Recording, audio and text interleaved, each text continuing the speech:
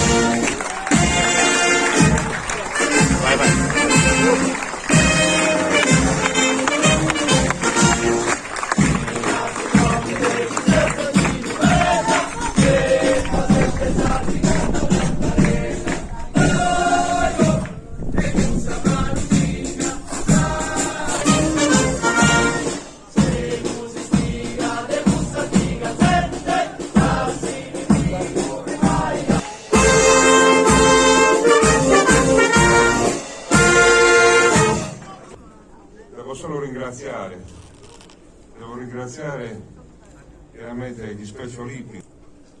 Voglio salutare con un affetto immenso tutti i ragazzi Special Olympics, perché loro sono il motore di questo evento, di questa situazione. Noi non saremmo qui se non ci fossero loro.